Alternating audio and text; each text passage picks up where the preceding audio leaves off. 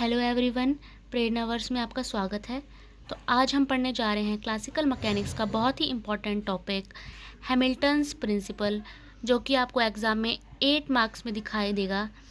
तो इसका हम स्टेटमेंट और प्रूव करेंगे एक बहुत ही ईजीएस्ट एक्सप्लेनेशन के साथ। तो चलिए स्टार्ट करते हैं स्टेटमेंट से। तो स्टेटमेंट क्या बोलती है इसकी कि actual path followed by a conservative holonomical dynamical system during the fix time t1 to t2 is such integral कि I is equals to del integration t1 to t2 L dt is stationary with respect to path variations which vanishes at end points, hence L is equals to t minus v is an extremum for the path of motion। मतलब actual path जो कि एक conservative holonomic dynamical system जो follow करता है एक fixed time t1 से t2 के बीच में, वो एक इंटीग्रल के बराबर होता है I is equal to del integration t1 to t2 L dt। वो स्टेशनरी होगा with respect to path variations, जो कि वैनिश करेगा एंड पॉइंट्स पर, ठीक है। और इसमें क्या है कि L किसके बराबर है, t माइनस वी के, जो कि एक्सट्रीमम है पाथ ऑफ मोशन का। तो चलिए प्रूफ करते हैं। सबसे पहले कंसिडर करेंगे n पार्टिकल्स जो कि जिनके मासेस हमारे पास दिए हैं m1 m2 so on up to mn, और उसका ही हमारे पास क्या है इनर्शियल फ्रेम ऑफ रेफरेंस की कन्फिग्रेशन जो दी गई है वो क्या है r1 r2 so on up to rn, क्योंकि हमारे पास n नंबर ऑफ पार्टिकल्स हैं। तो अकॉर्डिंग टू डीएलएम्बर्ट्स प्रिंसिपल की जो सबमिशन आई है of fi minus P I dot del R I is equals to zero, ठीक है। जो हमारा पी आई है उसकी जगह पे हम क्या लिख सकते हैं M I R I double dot, तो हमने लिख दिया उसको, उसकी जगह वैल्यू पुट कर दी। फिर एफ आई क्या है, अप्लाइड फोर्स है हमारे पास जो कि ith पार्टिकल पर अप्लाई हो रही है। तो काइनेटिक एनर्जी जो हमारी है T is equals to half M V square होता है, पर हम यहाँ पर हमने जो कन्फिग्रेशन ली है वो हम R1 से ली है, तो हम इधर क्या लेंगे आर आई लेंगे उधर। तो 1/2 summation I is equals to 1 to capital N M I R I dot square, ठीक है। अब हमने डेल टी लेना है, तो जब हमारे पास टी की वैल्यू ये थी तो हम डेल टी की वैल्यू क्या हो जाएगी, हम डेल पुट कर देंगे और ब्रैकेट में लिख देंगे यही हमारी टी की वैल्यू, काइनेटिक एनर्जी की वैल्यू हम यहाँ से इसमें यहाँ पुट कर देंगे, ठीक है, टी की जगह पर।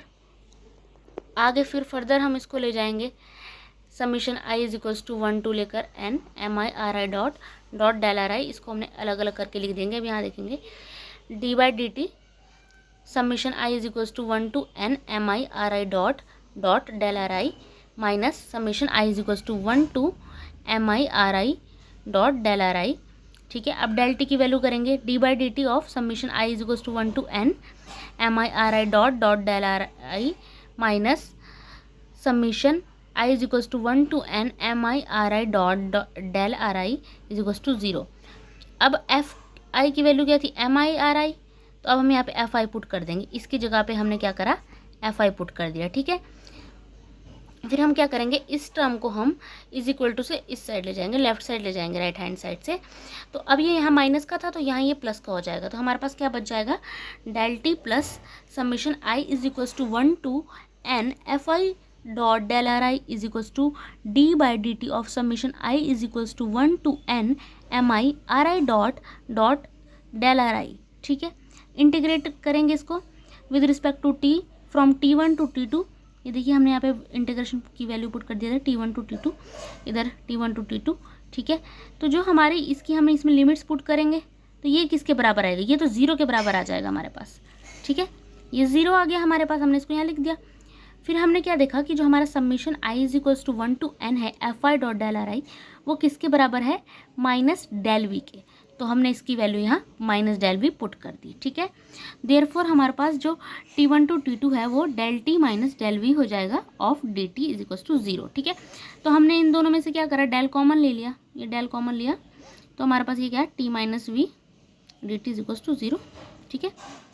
अब हम इसको क्या, क्योंकि हमारे को पता है कि t माइनस वी की वैल्यू क्या है L, t माइनस वी की वैल्यू हमने L ली थी, जो वो कहाँ से ली थी हमने पहले ही बताया हुआ था कि L किसके बराबर है t minus V extremum for the path of motion, है ना, पहले ही बताया था हमने। तो इस वैल्यू को हम अब डालेंगे, तो इसकी वैल्यू हमने यहाँ पुट करी कि t1 to t2 del L of D T is equals to zero. अब हमने डेल को इंटीग्रेशन से बाहर ले लिया, तो ये लिख दिया L D T is equals to 0। इसका मतलब क्या है, जो हमारा integration T1 to T2 LDT है वो क्या है हमारे पास स्टेशनरी, और हमने ये तो प्रूफ करना था। तो देखिए हमारा हैमिल्टन प्रिंसिपल यहाँ पर प्रूव हो जाता है, जो कि क्या कहता है कि एक्चुअल पाथ जो हमारी conservative holonomic dynamical system follow करता है एक fix time T1 to T2 में, वो क्या होता है कि I is equals to del of T1 to T2 LDT। यही हमने निकालना था, निकाल दिया।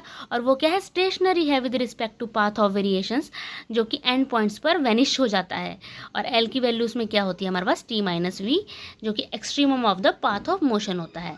तो आज का टॉपिक यहीं तक रहेगा। Thanks for watching. और आपने अपने दोस्तों को प्लीज़ शेयर करनी है, जिनको आप चाहते हैं कि वो भी पढ़ लें, उनके भी मार्क्स थोड़े अच्छे आ जाएं। और आपने क्या करना है, लाइक कमेंट शेयर ज़रूर करना है, बहुत इम्पॉर्टेंट है। और हाँ, अब the study to Himachal Pradesh Prerna verse के नाम से ही होगा। तो आपको मैं पहले ही बता देती हूँ, आप सर्च करेंगे तो प्रेरणा वर्स 369 ही आप सर्च करेंगे। And please please please subscribe करिए, क्योंकि मेरे सब्सक्राइबर अभी बहुत कम हैं और मैं चाहती हूँ कि आप लोग मेरा सपोर्ट करें। Thank you so much for watching.